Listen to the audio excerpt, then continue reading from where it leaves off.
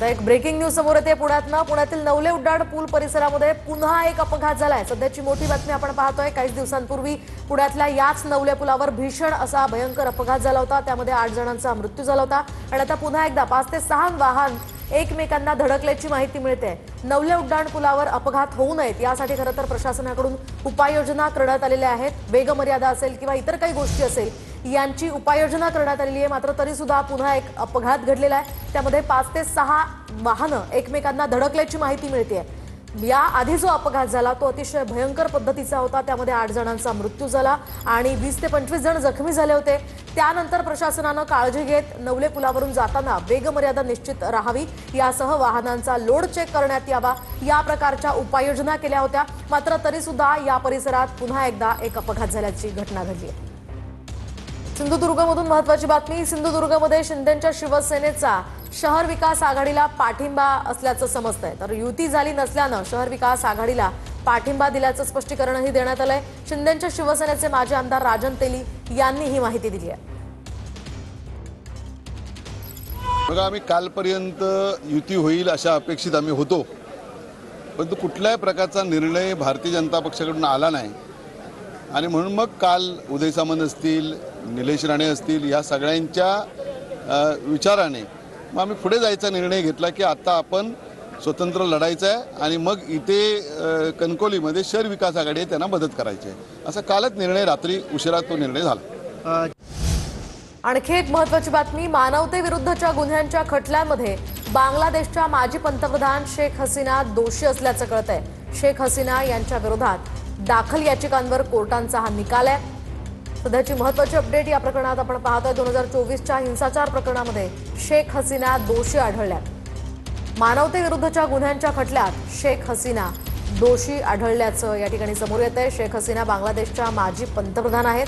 त्या ठिकाणी मोठा संघर्ष उफाळला होता, आंदोलन तीव्र झालं होतं आणि त्यानंतर अनेक याचिका सुद्धा दाखल करण्यात आल्या होत्या। त्याच याचिकांच्या प्रकरणामध्ये कोर्टानं शेख हसीना यांना दोषी ठरवलंय।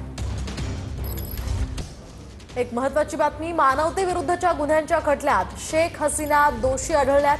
शेख हसीनांना फाशीची शिक्षा सुद्धा सुनावण्यात आली आहे। त्याच्या घडीची सगळ्यात मोठी बातमी आपण पाहतोय। मानवतेविरुद्धच्या गुन्ह्यांच्या खटल्यामध्ये शेख हसीना दोषी आढळलेले आहेत आणि शेख हसीनांना आता फाशीची शिक्षा सुनावण्यात आलेली आहे। त्यांच्या विरुद्ध अनेक याचिका दाखल होत्या आणि त्या याचिकांच्या निकालाच्या पार्श्वभूमीवर हा मोठा निर्णय कोर्टाने दिलेला आहे। 2024च्या हिंसाचार प्रकरणामध्ये शेख हसीना यांना दोषी करार देण्यात आलेला आहे आणि त्यांना फाशीची शिक्षा कोर्टाने सुनावली आहे। से पहले इसकी जो लोकेशन है, it's in a dense populated area. इतने डेंस पॉपुलेटेड एरिया में पुलिस ने 3000 किलो अमोनियम नाइट्रेट रखा। 4 दिन से वो यहाँ थाने में था। 4 दिन से आप उसका कुछ एक्सट्रैक्ट करके निकाल रहे थे सैंपल जो एफएसएल में जाना था। तो ये एक बहुत बड़ी लापरवाही। तर सध्याच्या घडीची सगळ्यात मोठी बातमी आपण पाहतोय। 2024च्या हिंसाचार प्रकरणामध्ये शेख हसीना या दोषी आढळलेल्या आहेत आणि या संदर्भात आपल्यासोबत बोलण्यासाठी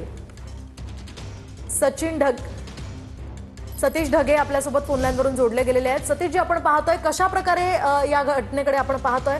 मानवतेविरुद्धच्या गुन्ह्यांच्या पार्श्वभूमीवर शेख हसीना यांना फाशीची शिक्षा सुनावण्यात आली आहे, कसं पाहताय? नक्कीच हा महत्वाचा असा निर्णय त्या ठिकाणी आहे। फक्त बांगलादेशसाठी, बांगलादेशच्या जनतेसाठी नाही, तर मी म्हणेल भारतासाठी, त्याचबरोबर दक्षिण आशियाच्या अनुषंगाने हा महत्वाचा निर्णय।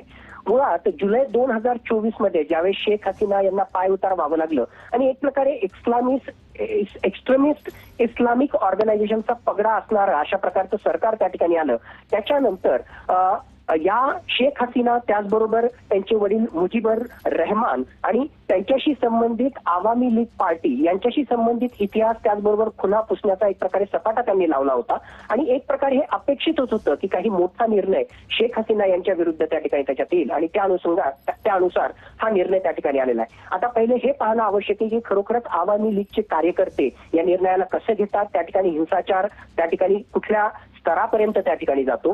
दुसरी महत्वाची गोष्ट, आता शेख हसीनांना संबंधित असा निर्णय त्या ठिकाणी आल्यानंतर आणि तिथल्या कोर्टने हा निर्णय, आयसीटीनं त्या ठिकाणी अशा प्रकारचा निर्णय दिल्यानंतर बांगलादेशचं सरकार हे नक्कीच डिप्लोमॅटिकली भारतावर एक प्रकारे दबाव त्या ठिकाणी वाढवेल आणि शेख हसीना यांना जे आहे एक्स्ट्राडिट करावं, त्यांचं जे आहे प्रत्यार्पण करावं, अशा प्रकारचा दबाव त्या ठिकाणी येईल. भारत खरोखरच अशा प्रकारच्या दबावाला बळी पडतो का आणि एक प्रकारे जे आहे राजकीय हेतून प्रेरित अशा प्रकारचा हा निर्णय असल्यामुळे भारत त्याला मानतो की नाही हे सुद्धा त्या ठिकाणी पाहणं आवश्यक आहे. आणि तिसरी सगळ्यात महत्वाची गोष्ट, आता आवामी लीग पक्षाचं तिथलं वर्चस्व कमी झाल्यानंतर येणाऱ्या निवडणुकामध्ये नक्कीच इस्लामिक एक्स्ट्रीमिस्ट ऑर्गनायझेशनचा पगडा असणाऱ्या पार्टीज आणि त्यांचं सरकार येण्याची शक्यता आहे. आणि त्या अनुषंगानं चायना असेल, त्याचबरोबर अरेबिक राष्ट्र, पाकिस्तान यांचा जो आहे इन्फ्लुएन्स बांगलादेशच्या राजकारणावर येणाऱ्या काळामध्ये वाढू शकतो. अशा वेगवेगळ्या अँगलनं या निर्णयाला आपल्याला पाहावं लागणार आहे.